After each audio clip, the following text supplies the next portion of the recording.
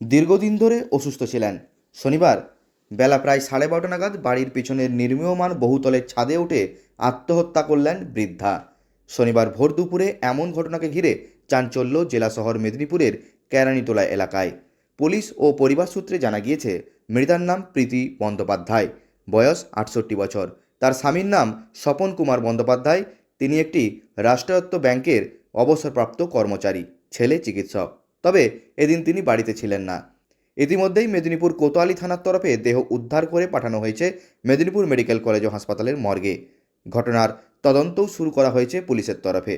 Police সূত্রে জানা যায়, শনিবার বেলা প্রায় 12:30 নাগাদ হঠাৎই মেদিনীপুর শহরের কেরানীতলা এলাকায় অবস্থিত একটি নির্মীয়মান বহুতলের ছাদের কার্নিসে এক বৃদ্ধাকে দেখতে পান স্থানীয়রা। তারাই প্রথমে কোতোয়ালি থানায় খবর দেয়। খবর দেওয়া হয় দমকলেও। অনেকেই আবার সেই দৃশ্য মোবাইল বন্দিও করেন। হঠাৎই সকলের চোখের সামনেই ওই বৃদ্ধা ছাদের কার্নিস থেকে ঝাঁপ দেন। ঘটনাস্থলেই মৃত্যু হয় তার। ততক্ষণে পুলিশ ও দমকল বাহিনী পৌঁছে গেলেও কিছুই করার সময় পায়নি তারা। কিছুক্ষণের মধ্যেই মৃত বৃদ্ধার পরিজনেরা গিয়ে দেহ শনাক্ত করেন। দেহ উদ্ধার করে ময়না তদন্তের জন্য পাঠানো হয়েছে মেদিনীপুর মেডিকেল কলেজ ও হাসপাতালের মর্গে। মৃতার স্বামী স্বপন কুমার বন্দ্যোপাধ্যায় এদিন দুপুর প্রায় 2টো নাগাদ বলেন, রোজগার মতোই এদিন বেলা 12টা নাগাদ আমাদের বাড়ির সর্বক্ষণের পরিচারিকা আমাকে আর আমার স্ত্রীকে ডাকতে আসে খাবার দেওয়ার জন্য, কিন্তু ওকে বাড়ির কোথাও খুঁজে পাওয়া যায়নি। সঙ্গে সঙ্গেই আমি আমার ভাগনাসহ অন্যান্য পরিজনদের ফোন করে বলি। ভাগনা মেদিনীপুর স্টেশন সহ বিভিন্ন জায়গায় খোঁজাখুঁজি শুরু করে। তারপরই শুনি আমাদের বাড়ির সামনেই এমন একটি ঘটনা ঘটেছে।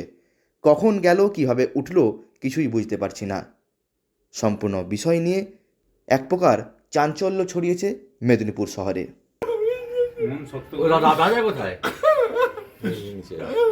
ওনার কি ছেলে আছে? মিসেস কিভাবে গেল? কীভাবে গেল বলবো কী করে? আমি ছাদে বসেছিলাম, আর ও তো রান্না করছে। একদিনই যেমন রেগুলার 12টার সময় খেতে থাকে, আমাকেও ডাকে, কাকিমাকেও ডাকে, দুজনেই খেতে খায়। আজকে ও বলছে কাকিমা কোথায়? চারদিকে ঘুরে আমি শালাকে খবর দিলাম, ভাগনাকে খবর দিলাম। আমি শালাকে বললাম স্টেশনে যাওয়া, স্টেশন থেকে ঘুরে আসে।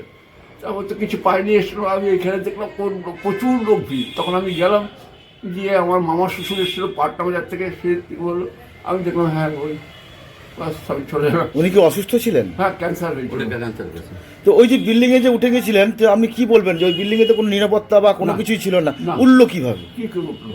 আমি জানবো কি করে, কি করে উঠলো? মানে আপনি কাকে দোষী করছেন? হ্যাঁ, কাউকে দোষ করার কিছু আছে কি? কাউকে দোষ করার কিছু নেই। আচ্ছা, নিরাপত্তা দরকার ছিল কিনা? হ্যাঁ, নিরাপত্তা দরকার ছিল। কি নাম আপনার? আমার নাম স্বপন কুমার ব্যানার্জি। আপনার মিসেসের নাম কি ছিল? প্রীতি ব্যানার্জি।